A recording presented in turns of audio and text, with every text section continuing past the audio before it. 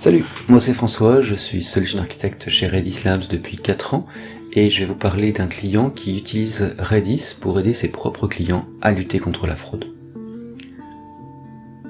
Alors, en raison de la croissance des transactions en ligne, des menaces d'identité numérique, de la cybercriminalité et de la fraude client, la fraude en ligne est un vrai problème de pas loin de 20 milliards de dollars qui ne cesse de s'aggraver, en particulier pour les entreprises de services financiers.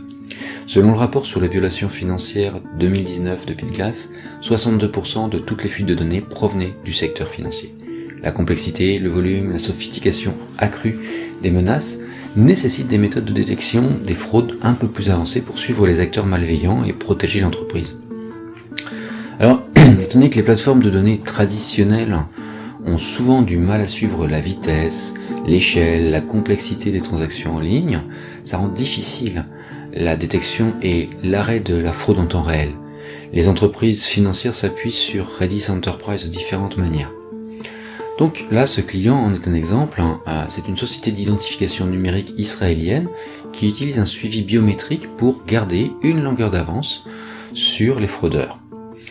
Alors que son activité augmentait rapidement pour atteindre les 70 millions d'utilisateurs, les 40 000 opérations par la seconde et 5 milliards d'opérations par mois, son équipe avait besoin d'un moyen pour résoudre des problèmes d'évolutivité de leur base de données.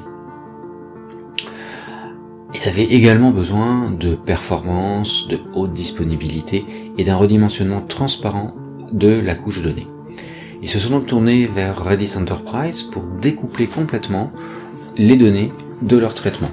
Après avoir envisagé Redis uniquement pour la mise en cache, l'équipe s'est vite rendu compte que Redis ferait également une super base de données pour la configuration du système.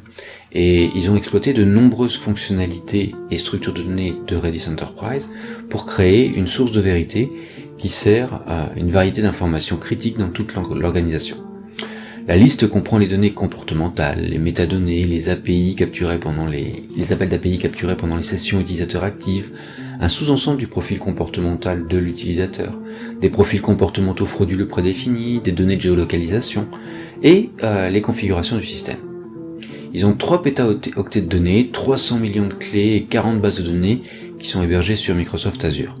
Et ils s'appuient sur Redis Enterprise pour servir les données de tous les microservices. Depuis qu'ils ont déployé Redis Enterprise, ils n'ont connu aucune interruption de service, aucun problème, aucun ennui opérationnel, et ça donne à l'équipe une certaine marge de manœuvre pour se concentrer sur des projets stratégiques au cœur du métier de l'entreprise qui servent la mission principale. Pour en savoir plus sur le sujet, vous pouvez lire le cas d'usage sur la détection de fraude en anglais, le lien est en dessous, et si vous trouvez ce contenu utile, il faut aider les autres à le retrouver en cliquant sur le pouce bleu, ça le fera remonter dans les recherches, et moi ça m'aidera à choisir les sujets qui vous plaisent. Ensuite, si mes contenus de manière générale vous intéressent, abonnez-vous et activez les notifications, comme ça je le saurai, et puis ça m'incitera à publier un petit peu plus souvent, plus de contenu. Et puis si vous voulez en savoir vraiment plus, vous trouverez des liens complémentaires sur des contenus similaires, juste en dessous.